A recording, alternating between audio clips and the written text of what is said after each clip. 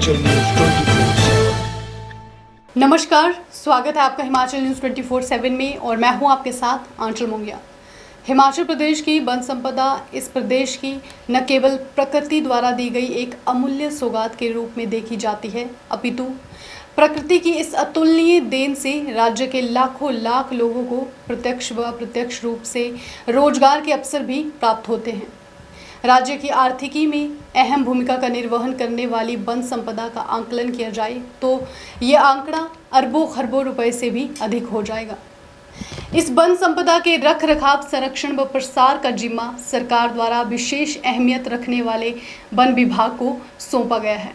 यहाँ विडंबना ये है कि सरकार की इस अरबों खरबों की संपत्ति को वन माफिया अर्थात वन काटुओं से बचाने के लिए वन विभाग के अधिकारियों की सुरक्षा के लिए सरकार द्वारा कोई पुख्ता प्रबंध नहीं किए गए हैं, जिसका खामियाजा आए दिन इन विभाग के अधिकारियों कर्मचारियों को भुगतना पड़ता है। नज़र दौड़ाई जाए तो प्रदेश में पिछले कुछ अरसे से वन कर्मियों पर निरंतर जानलेवा हमले बढ़ते जा रहे हैं। इससे खासकर संवेदनशील बीट में इन अधिकारियों व कर्मचारियों को फील्ड में जाना अथवा कार्य करना अत्यंत दुर्भर हो गया है। इन परिस्थितियों से निपटने के लिए यद्यपि मौजूदा सरकार ने वर्ष 2018 में फॉरेस्ट गार्ड को पिस्टल खरीदने के लिए 15,000 रुपये तक की सब्सिडी अर्थात उपदान देने का निर्णय लिया है, जिसके फलस्वरूप कुछ वन कर्मियों द्वारा पिस्टल खरीद भी लिए गए हैं, लेकिन नियमों के अंतर्गत लाइसेंस में स्पष्ट किया गया है कि वे पिस्टल को अपने हाथ में नहीं रख सकते, केवल आत्मरक्षा के लिए ही इसका प्रयोग कर सकते हैं। खास बात यह है कि अगर सरकार द्वारा यदि इन अधिकारियों को पिस्टल को हाथ में रखने की इजाज़त मिलती है तो वन माफिया अर्थात वन काटू बेखौफ होकर वन अधिकारियों पर हमला नहीं कर पाएंगे। अरबों खरबों की वन संपदा की रक्षा करने वाले वन अधिकारियों और कर्मचारियों की जान आज इतनी सस्ती हो गई है कि सरकार की इस अमूल्य संपदा को बचाने वाले इन कर्मियों पर हिमाचल में निरंतर हमले होते नजर आ रहे हैं, जो अत्यंत भयानक परिणामों की ओर इशारा करते प्रतीत होते हैं।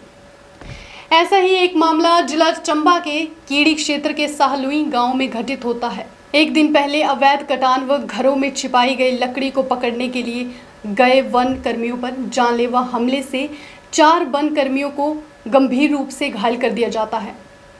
वन विभाग का कथन है कि साहलुई गांव में लकड़ी पकड़ने गई टीम पर हमला किया गया है।